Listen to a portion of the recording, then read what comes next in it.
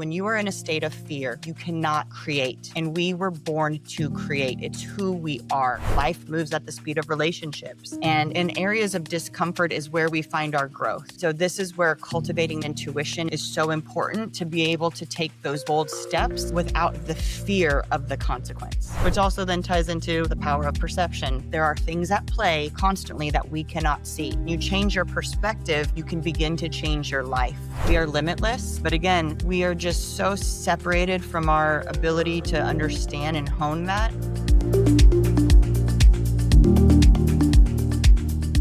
You talk a lot about and write a lot about intuition, which I Yes. really fascinate. And you say that pattern recognition, your conscious brain hasn't caught up to yet. Tell us about intuition and what do you mean by that? Yeah, so I wrote a recent article for Fast Company that's for entrepreneurs and businessmen and women to have the power to trust their intuition. There are a lot of people sitting in various positions that are very analytical, right? A lot of Right. CEOs, CFOs, very data driven. Show me the numbers, show me the data, show me the spreadsheets. And I learned from back in 2016, a spreadsheet will never tell you the full picture and the full story of any given situation.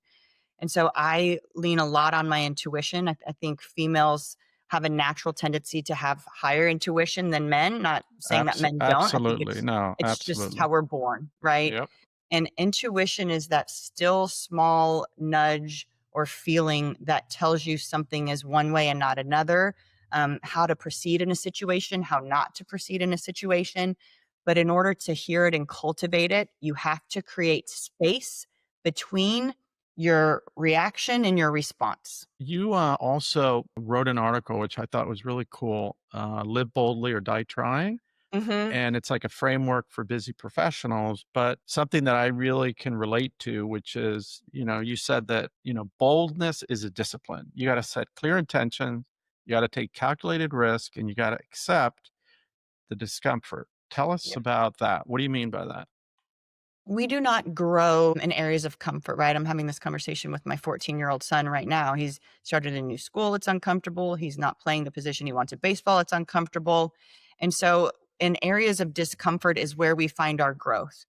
But in order to step into an area of discomfort, you're going to have to do things that may not be in agreement with what everybody else tells you to do. And understanding and having the courage to do what you know, again, the knowing what you know is right, even if nobody else agrees with you, or even if opinions aren't going to align with yours. And so this is where cultivating that intuition and knowing is so important, to be able to take those bold steps without fear, right? Not saying it's not going to be uncomfortable, but without the fear of the consequence. Yes, I just smile. My mom passed about a month ago, but she would look at my boldness when I was a kid and maybe think it was reckless. Sure. I was into horses and I competed in something called puissance, where they just keep raising the bar higher and higher and higher until the horse just won't jump. And that was my favorite because I had a great horse and It's I love amazing. to push myself. I also jumped out of airplanes. I also got involved in junior ROTC where people are shooting at each other. But Yeah, yeah, my mom I would love look it. at it, and in her mind, I was this reckless kid that needed to be controlled. So as a parent, Hey, yeah, yeah, how do you balance that? You're trying to get someone to be more bold, but what if you have a kid that's too bold or I have a daughter who is me times 10.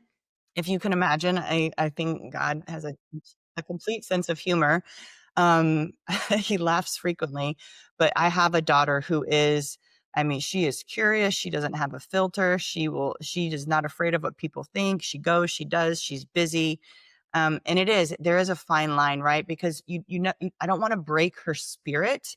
Um, but I also want to help her hone that energy and put it into things that are good and loving and pure and kind, but that don't break her, right? So it is difficult. And I would say on a daily basis, when I go into my meditation and in my prayer, I talk to God about that, right? Like how can I show up for her today? What's the best? How can I be the best mom, parent, and support her into becoming all that she's meant to become, while still teaching some societal rules, right? So yeah, it's tricky, but again, this is where I think intuition, if you get really clear, can help guide you.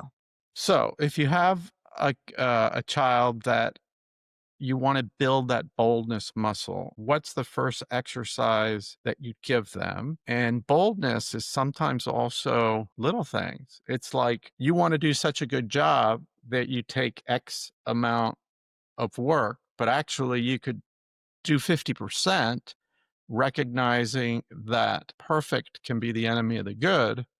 Yeah, And by doing more, that's a bold move because now, something that you do may not be perfect, but you're going to do so much more that's going to help the organization. 100%. Yeah, I think a way that we can implore boldness is by giving people autonomy and by empowering them and allowing them to make decisions, say things, do things without consequence, and then reviewing together. Hey, what was your thought process behind that? Why did you explain to me why you chose that? Let's talk through that.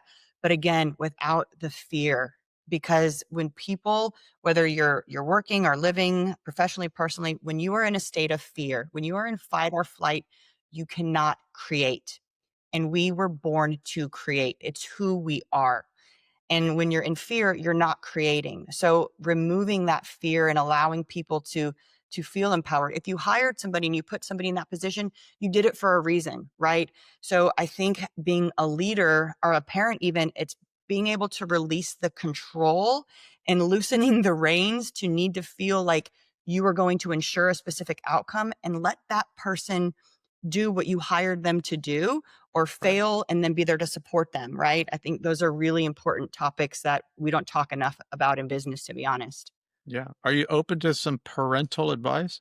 Yes, always, please. So I did this with my youngest because I learned it then, and she became one of the most fearless, resilient person I know. I love it. And it was something that I had just read from a woman who became like one of the youngest billionaires. And I'm like, wow, that sounds so cool. I think I'm going to do that. And what I would do is I would pray every night before going to bed, read a story, say a prayer. And like every Tuesday night, part of the prayer was that we were going to pray for a spectacular failure this week. Bec Mm. because we really grow through our failures when we push ourselves and not our successes. She absolutely hated, hated, hated that prayer. Then, tell me what you failed at today, this week, and whatever it was, the bigger the failure, the bigger the hug, high five, I love you. And the message was, I want you to be pushing yourself and I want you to achieve your full potential in life. You're only going to get there if you're bold and you push yourself. And guess what? The bigger you fail, the more I'm going to love you because I know that what's really happening is you're pushing yourself and I'm just going to love you more every That time you is fall. You want to get my attention? Fail because I'm going to love you. amazing. And in Amazing. today's world with Instagram, whatever, Mhm. parents want their kids to be perfect. Mhm. And my wife was kind of on the other side because the way she grew up was, she'd bring a 97 in math and her father was like, the hell, why Not didn't you good, get not 100? good enough. Oh, man. Yeah. Right. It's tough. Yeah. The never good enough. Mhm. Right. But my daughter now, like, she's an actress. 9 of 10 things that she tries out for, she fails. Feels that 100%. It's like Maybe Michael Jordan says, right? 9.5 out of 10. So you She, cultivated that, right? That's amazing that you from an early age, like you helped her fulfill her purpose and you cultivated the tools that she was going to need as she entered this career path and this well, in her own purpose. she knew her purpose, but it was just, I didn't do this with the other kids because they were older. I just didn't know. I have another friend, the way he grew up and he raised his kids is like, hey, when you fail, you have 15 minutes to cry about it and get it out of you, and that's it. You're gonna have a spectacular Mhm, fall. mhm. Yeah, it's not a matter of if, it's when, right? It's inevitable. Hey, if you're not bold and you don't take chances, doesn't mean I'm gonna be right, but at least I'm bold enough to try. Right, which also then ties into something else, the power of perception. What do you mean by that? The power of perceptions. Our brains are trained to look at certain situations as negatives or positive, right? We're conditioned. And so being able to train your brain to not look at, to your point, failing as a negative, but to look at it in fact as a positive. One of the examples I use is getting pulled over. We look at getting pulled over as a negative, but there are things at play constantly that we cannot see. And when you say thank you in those times that you want to scream and cuss and get all upset, and you change your perspective, you can begin to change your life. And then you can begin to take these bold steps because you're now not viewing the consequence being a negative, but a positive. So I think they go hand in hand. I agree 100%. It's how you frame, and it's not what happens to you, it's how you frame it and how you Hmm. react to it. I don't believe in failure. Hmm. Why? Because Thomas Edison, it took like 1,000 times to figure out the light bulb, and every time he learned something. So I don't believe in failure if I can savor that loss, that mistake, and learn one or two things from it, then it wasn't a failure. It was a learning experience. You know, you are a businesswoman, an entrepreneur, and you have a non-traditional path. You have degrees in psychology and child development, not business. And, you know, maybe you look at all your people that work with you or above you as children, but how has that like helped you or influenced your leadership style? I mean, psychology, of course, is you can use it anywhere, right? I was looking at what career path I wanted to be a school psychologist, which is why I chose psychology and child development. But then I looked more into how many more years of school I would need to do, how much money I would make, and how much debt I was going to have. And my brain was like, nope, this doesn't make any this doesn't make any logical sense. And so I've been in sales, quote unquote, my entire life, which ultimately to me I don't believe in sales. I believe in education and connection, right? I want to be able to connect with somebody on a level and explain to them why whatever it is I'm representing or believe in, how it can change their life. I cannot, and I have left many a jobs, I cannot sell something that I don't believe in or that I don't believe is actually making the difference that I'm told it does once I learn about it, right? And so I think psychology, again, just it goes hand in hand with that. It's understanding human behavior, understanding connection, understanding for me, life moves at the speed of relationships.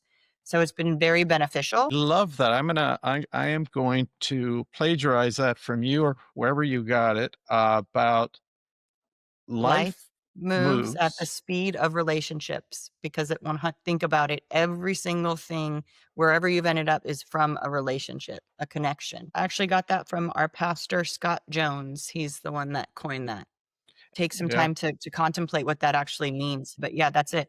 I've spent a lot of time on the science of manifesting. When I was in Costa Rica, I took one book with me. And when you're on a fast, your brain isn't getting glycogen, it's getting ketones. And I felt like that Bradley Cooper movie where he takes Oh, this pill. I forget uh-huh. what it was called, something with an N. Unlimited or something, Yeah, yeah. yeah, yeah, Limitless. limitless. But I took one book with me. Okay. And I know because you said sales, so like this book, which has sold Oh, like yes. Oh, I haven't 10 read that book million in copies, forever. One of the first I've read, though. The Little Red Book of Selling by Yeah, Jeffrey Gitomer. it's a good. And he's so famous. He's written all these books. And I had my brain on thinking and meditating. Man, it'd be really cool to meet him. I kind of looked him up. He's 79 years old. Wow.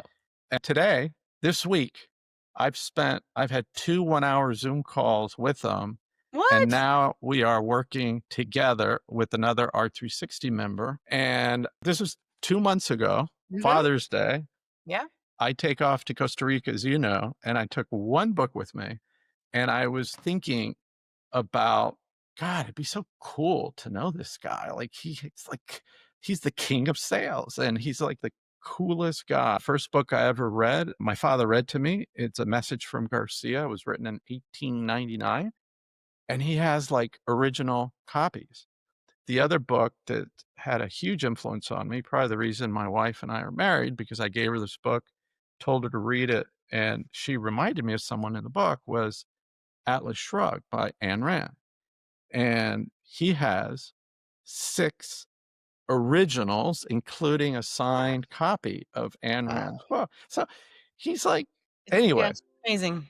It's I amazing. We're limitless, Charlie. You know, like, I believe that. I truly and genuinely believe we are limitless. We are just so separated from our ability to understand and hone that. I wish people could understand that, more. And I think we are finally in a place where the paradigm is shifting, things are changing to where people are, as I would, not a cliche, but awakening to that fact. Like, why do you think that we're in this paradigm shift that this could happen? From what I'm seeing, and again, social media is a huge, is where we get all of our information now, right? And just from what I'm seeing, the amount of people that are sharing the same ideas and thoughts that we are, who are trying plant-based medicine, who are understanding that we're all connected, who are pushing forward the concept of being limitless and doing things for the greater good and getting out of the matrix and this hamster wheel, from a physical, spiritual, mental, emotional. I think there are just a lot of amazing, intelligent people right now who are light workers, so to speak, working in the same direction for the same greater good than there have been before. I could use some data maybe to back that up, but that's intuitively what I'm feeling and what I'm experiencing in the world.